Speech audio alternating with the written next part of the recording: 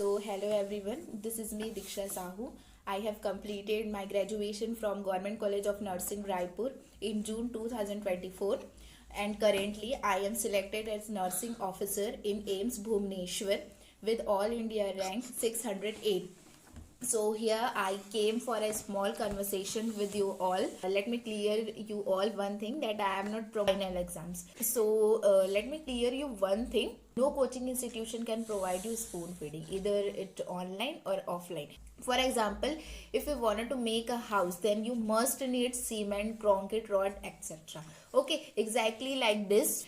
For clearing an exam or for a selection point of view, you just need a good study materials. Okay, so coaching institution is obviously a very important thing. हमारी coaching institution का मैं यही बोलना चाहूँगी कि year के time पे कभी कभी देखा करती थी, पर ऐसे प्रॉपर उस टाइम पे मैंने कोई स्टडी नहीं की थी।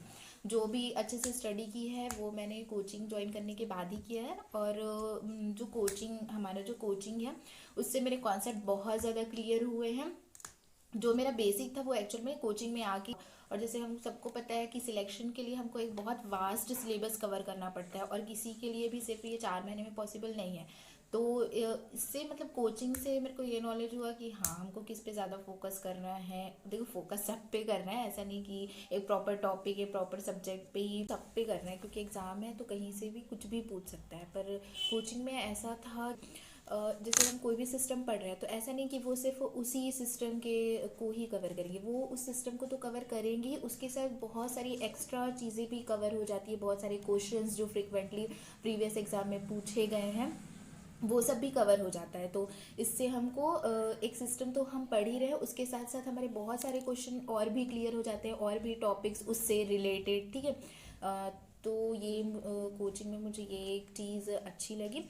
तो फिर और बस इतना ही बोलना चाहूँगी कि मेरा कोचिंग इंस्टीट्यूशन तो बहुत अच्छा था, क्योंकि मैंने तो सिर्फ उधर से ही पढ़ा है जो भी पढ़ा है। और बाकी जैसे कि टाइमिंग वगैरह का वो तो फिर हमारा 9 to 2 हमारी क्लासेस रहती